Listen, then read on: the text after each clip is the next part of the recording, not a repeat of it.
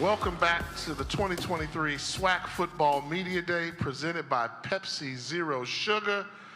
And finishing it up, the boys from Arkansas, Pine Bluff that is, head coach Alonzo Hampton, Ryan Atkins, and Anas Lukman. Did I get that right? Hold it up, did I get it right? Yes, sir. Say your name for me. Anas Lukman. Lukman, okay, sound pretty good, Man, your coach, you up here grinning from ear to ear. You excited to be the head coach at Arkansas Pine Bluff? Absolutely. I waited my whole life for this. I've been preparing 20 years to become a head football coach. And I tell people the good thing about it is I was at Arkansas UAPB from 2006 to 2010. I started out as a volunteer coach, and I was the broke version of Gus Malzahn. And so, and I worked my way up. You say the broke version of Gus Malzahn? Yeah, because he went from high school to college, and I did too. And so we both became coordinators at the same time. The only difference is his money was more than my money, but the impact was still the same. And we were all about transforming lives, and so I was able to work my way up to a defensive coordinator. And so, yeah, I'm excited, and I'm always going to be smiling. Well, you've had quite a journey from the time when you were at Pine Bluff before and all the big-time programs that you've gone to. What made you want to come back and say, you know what, I want to be the head coach at Arkansas Pine Bluff? Well, I'll tell you this, the head coaching bug was planted in my heart by Mo Forte. When I was a volunteer coach, he called a staff meeting and he said, I want you to come around here and sit in this seat.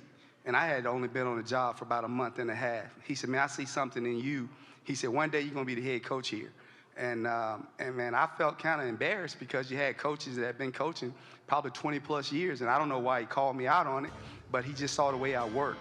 And so I took that opportunity, and man, when I left Arkansas Pine Bluff, I went to Western Kentucky. I've been to a couple Group of 5, University of South Florida. And so I just started building my portfolio, and I just started taking notes. That's the school teacher in me.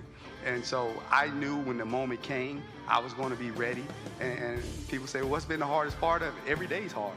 But what I do is I take a lot of notes. I'm excited about it. And we talk about restoring, reclaiming.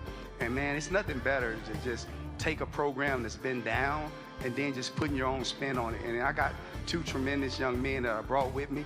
They understand my passion for the program, my fire. So we're trying to do it together.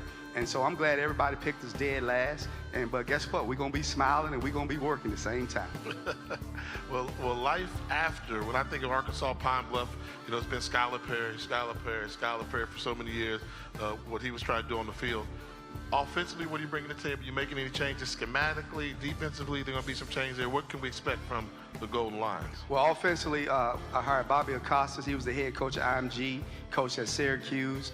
He was a high school national champion, man. I mean, we're spread offense, but at the end of the day, I brought an O-lineman with me, Ryan Atkins. He's been starting for 2 years. We finished second in the league in rushing. We're going to run the football. It ain't going to be no different. We're going to run it down your face. I mean, I'm going to say this, we're going to run it down your mouth, but we're going to have fun doing it, but the ball will be in the air. We're going to get the ball to our best athlete, put them in space. And on defense, I mean, we're going to be live. We're going to be nasty. We're going to have fun. You're going to think it's 12, 13 guys out there. It's only going to be 11. On special team, we're going to be special. We're going to have fun doing it. I just want guys that want to change the perception of University of Arkansas at Pine Bluff. We won before. I want to be able to win every year. And so those are the kind of guys that we're recruiting. Those are the coaches that I brought. Those are the players that I kept. And so, man, we're excited about starting camp on tomorrow. And I think you're going to like this version of University of Arkansas at Pine Bluff. I'm not here for a short-term success. I'm looking for long-term success. And I think I have a plan in place, considering the places that I've been able to take the good and the bad from a lot of different coaches. And now I'm just being able to put my spin on it. We're going to keep God at the head, and then we'll go from there. You know, that's interesting, because I'm going to see how it plays out, because, you know, when we look at Arkansas Pine Bluff from the outside looking in, you say, okay, every 4 or 5 years they contend, and then they take through 2 or 3 years down. But you're saying you're changing that. You want to contend every year. Absolutely. I mean, can you contend every year? Everybody wants to. Can it be done there? You've been there when they won before. Is that a place where you can consistently win and compete? Absolutely, it's a place that you can contend every year. What you have to do is you have to recruit the state of Arkansas.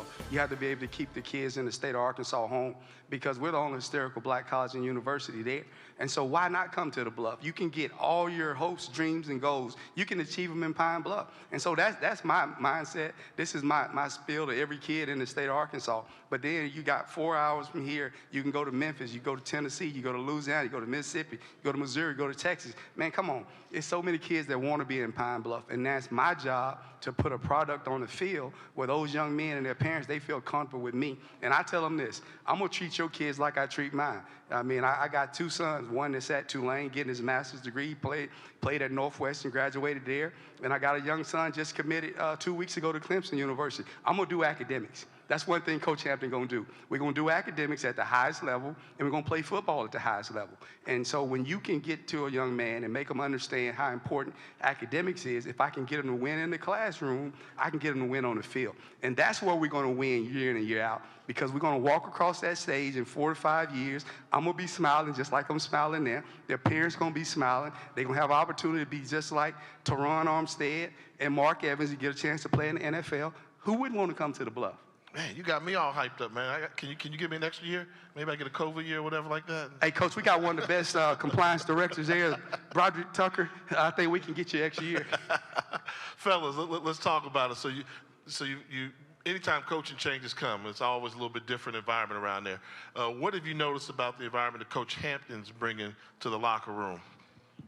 He's bringing a family environment. He makes it feel like you're at home playing with your mom and your father, you feel me? So you're playing with your brothers. Even though they're not your blood brothers, they are our mud brothers for sure. Anas? Yeah, it's a very family environment, but it's a lot more intense. It's a lot more intense. Okay. Now, Ryan, you heard Coach rattle off some of them names, right? Evans, Armstead. I mean, you can do some big things for Pine Bluff as the O-line. They kind of got that reputation. Are you stepping up? You claiming you next? Yes, sir. I'm the next offensive lineman come from UAPB to go to the NFL. Yes, sir, I am. And what are you working on this offseason? What's it been like?